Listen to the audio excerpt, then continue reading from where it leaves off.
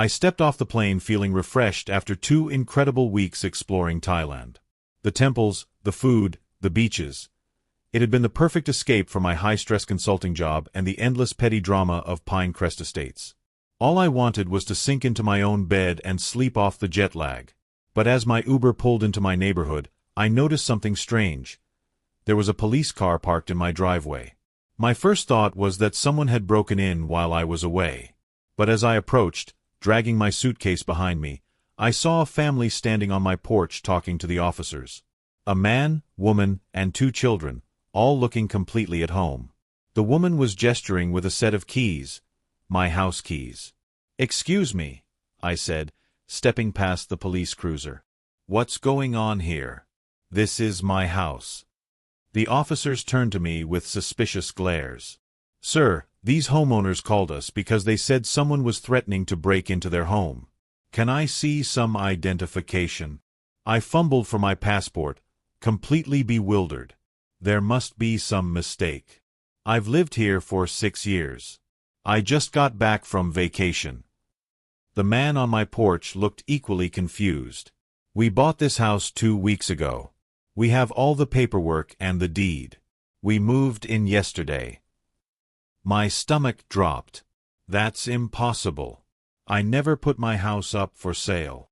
Looking past them through the window, I realized with horror that all my furniture was gone. My photos, my belongings, everything had vanished. In their place were unfamiliar couches, tables, and boxes still waiting to be unpacked. One of the officers, a stern woman with her hand hovering near her weapon, spoke firmly. "Sir, I'm going to need you to step back. These people have legal documentation showing they own this property." "This is insane," I protested, my voice rising with panic.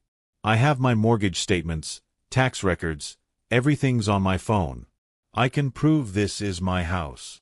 But as I frantically scrolled through my email, I could see the officers didn't believe me. The new owners looked frightened, the children hiding behind their mother. I was being treated like a criminal on my own property, and I had no idea how this nightmare had begun. I had left everything in perfect order before my trip. My mortgage payment was on autodraft, my mail was being held at the post office, and I'd even hired a service to mow my lawn while I was gone. The only loose end had been the latest ridiculous notice from our HOA President, Karen Wilkinson. Karen had been the bane of my existence since I moved into Pinecrest Estates. A woman in her 50s with an immaculate blonde bob and an ever-present clipboard, she patrolled the neighborhood like a military general inspecting her troops. Her latest complaint had been about the shade of my mailbox.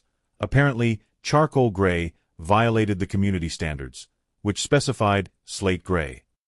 I had ignored it, planning to deal with the absurdity when I returned. Karen had always been unreasonable, sending notices for grass half an inch too tall or threatening fines because my garbage can remain to the curb for 2 hours after collection. Once she had even measured the distance between my holiday decorations with a ruler, claiming they were unevenly spaced. But I never imagined she could do something like this. As I stood there on my own driveway being treated like a trespasser, a familiar white SUV pulled up to the curb. Karen stepped out, perfectly coiffed as always, carrying her infamous clipboard. A smug smile appeared on her face when she saw me. "Officers," she called out, strutting toward us.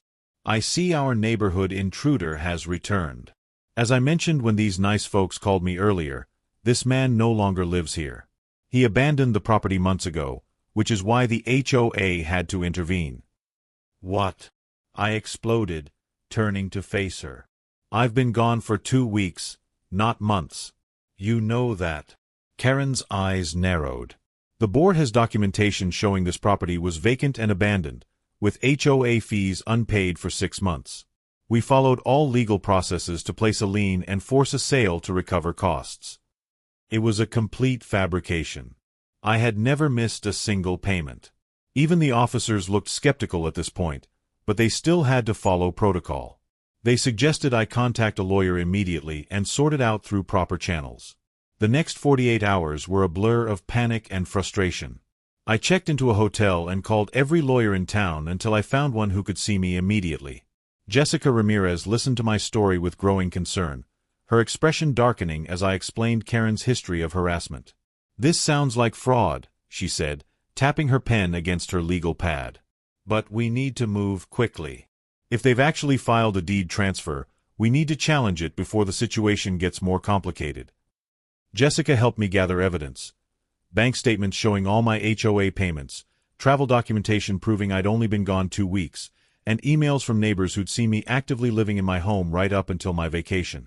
We also requested all documents from the county clerk related to the sale of my property. What we discovered was shocking. Someone had filed paperwork claiming I had abandoned the property and owed over $15,000 in HOA fees and fines. There were forged certified letters supposedly sent to me, falsified inspection reports, and even a fabricated notice of public auction.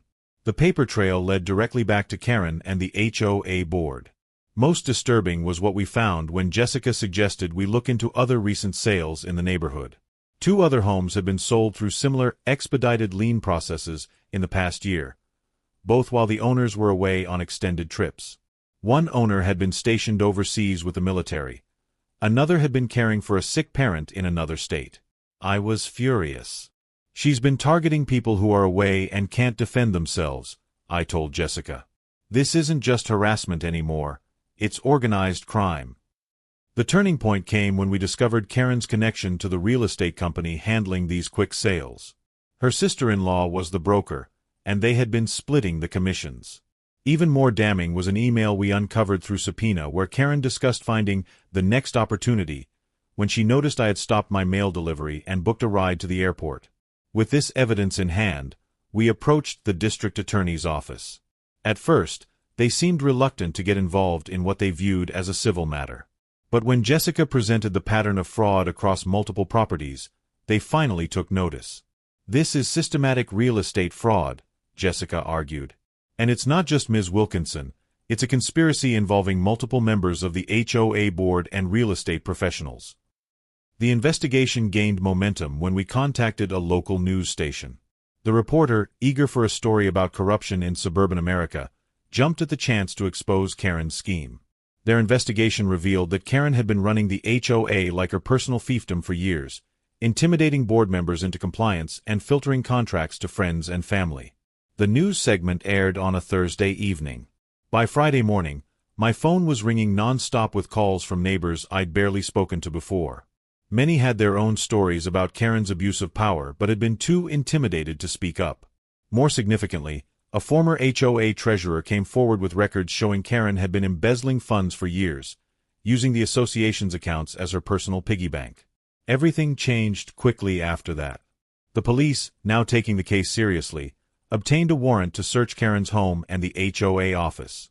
They found folders of information on various homeowners, including travel schedules, financial records, and what appeared to be a list of potential targets, people with valuable homes who traveled frequently. The family who had unwittingly purchased my house was devastated to learn they had been part of a scam. Fortunately, the court quickly invalidated the fraudulent sale, and the HOA's insurance policy would compensate them for their losses.